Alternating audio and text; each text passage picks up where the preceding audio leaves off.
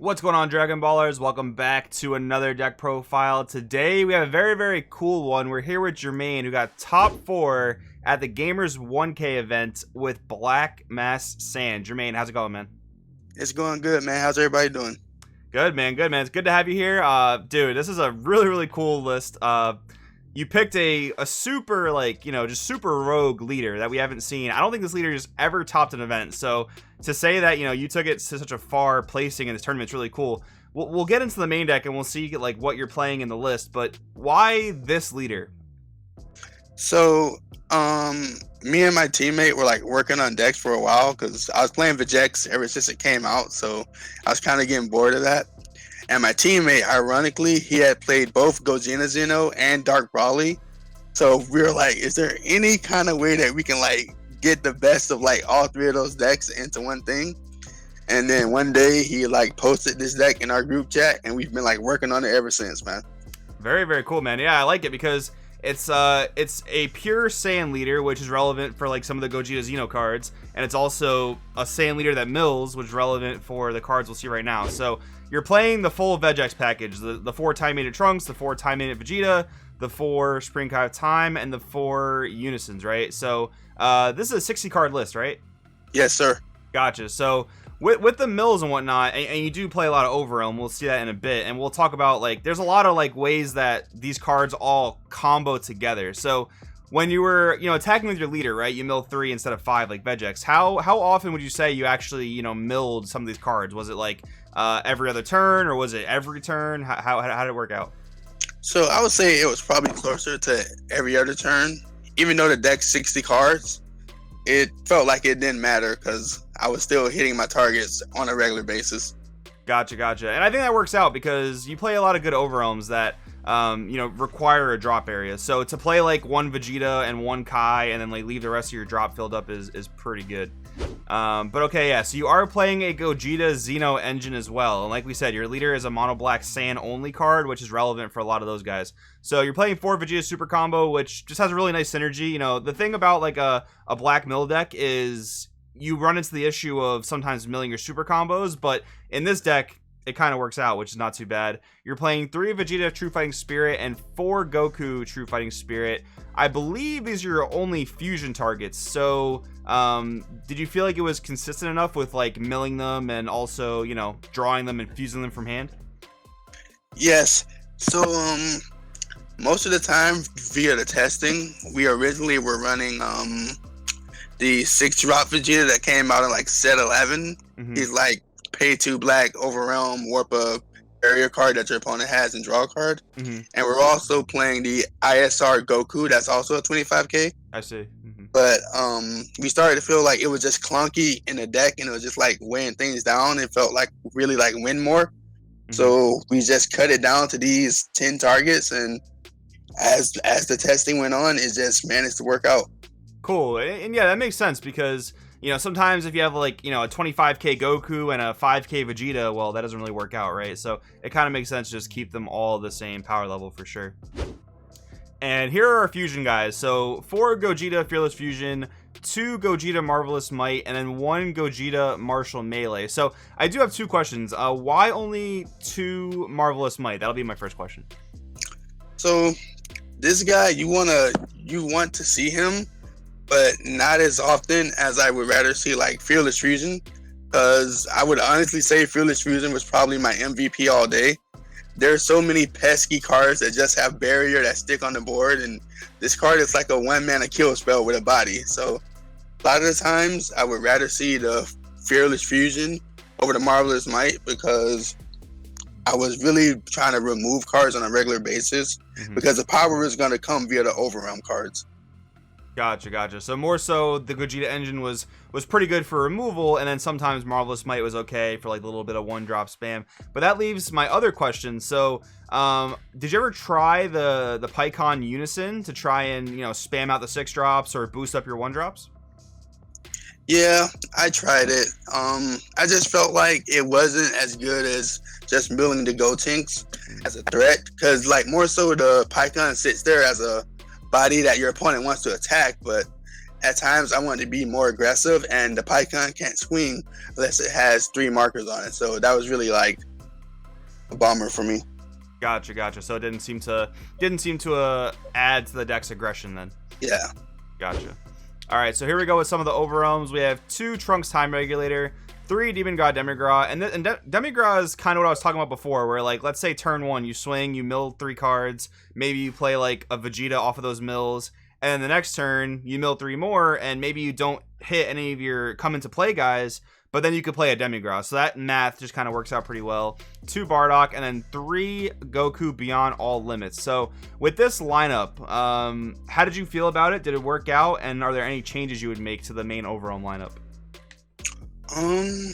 So I would probably, well, we'll get into the side deck later, but there are certain cards that I'm siding that I would probably move into my main deck. Okay. Reviewing how the tournament went, but like you said, the Demon God Demigra, bro, it was so good because that math you were just mentioning worked out so well, and I noticed that via testing because you don't mill as much as Vegex, but that also means that you don't hit as many targets as Vegex.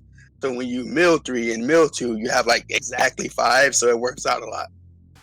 Gotcha. Yeah, that makes a ton of sense. And then I think Time Regulator is also really good to help you turbo through your deck a little bit because you are 60 cards. You want to kind of draw your super combos, things like that. And then Bardock and Goku just being huge free battle cards definitely can't hurt either. All right, and then for some utility, we have 2 Dark Power Black Masked Saiyan. We have 4 Power Burst, 1 Koitsukai, and 1 Seeker Identity. So I am a little bit curious, like on, why the 1 random Koitsukai, right? In a 60 card deck, you think it's a little bit tough to kind of see it, right? So did the 1 of just like work out well for you? So here's the story behind that. I only ran 1 because I only had access to 1. I see. Okay. And I didn't really feel like putting it into my side deck as just a 1 of to just side it in. I was like, at this point, I might as well like push the deck to 60 cards and just throw it into my main deck. And if I mill it, I mill it. If I don't, I don't. But Dark Power Black Masked Saiyan is still like really strong, man. Because I had certain matchups, like I played against KP, and just sitting this guy on the board, bro, they just like get squeamish. They're like, I'm like, yeah. Yeah, they run into big problems because they have to kind of jump through hoops to answer it for sure. And then the 1 Seeker ID, I'm sure, also came in pretty clutch. Anyways. Oh yeah.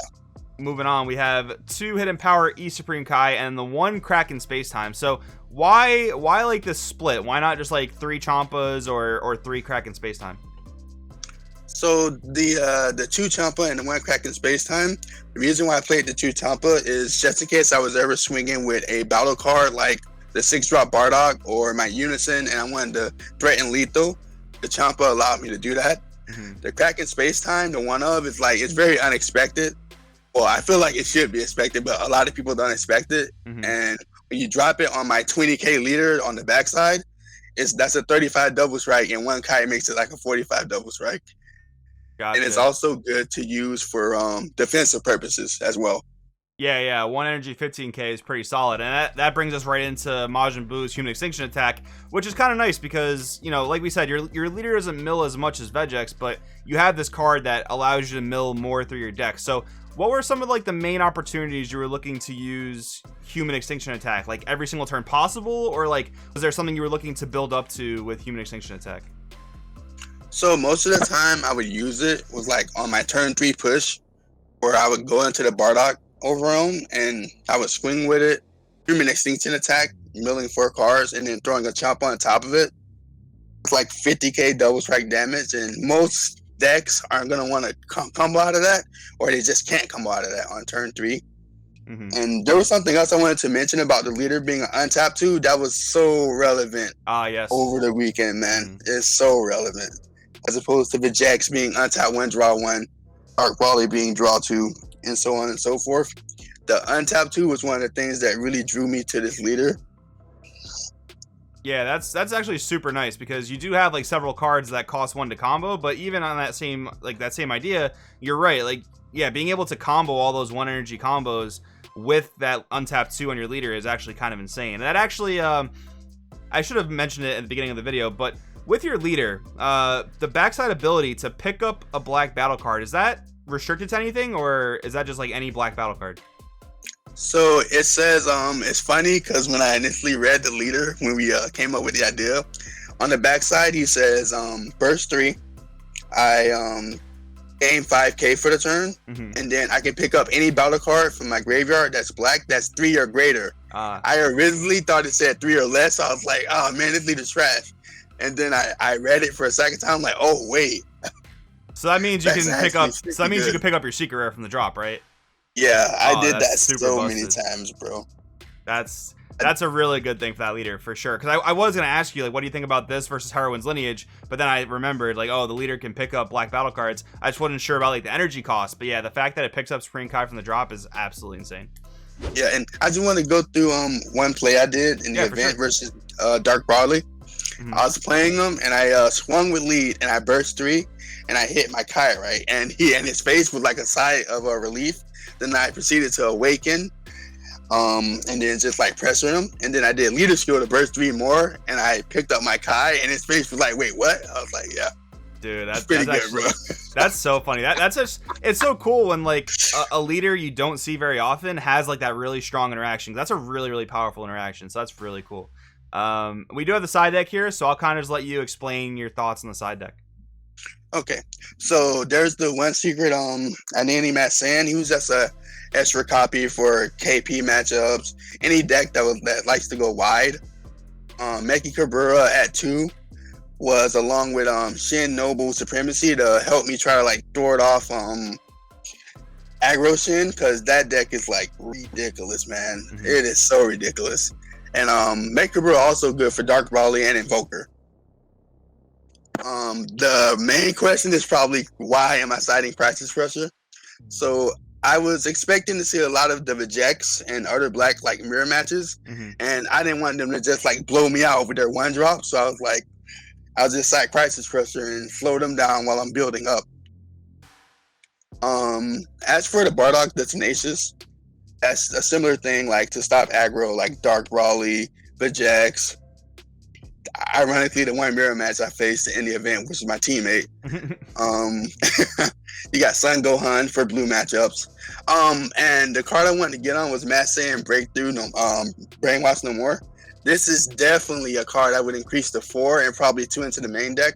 This card overperformed over the weekend because I played 2 green Reboot Gohan matchups, and I was kicking myself that I didn't side more, bro. I was like, oh man.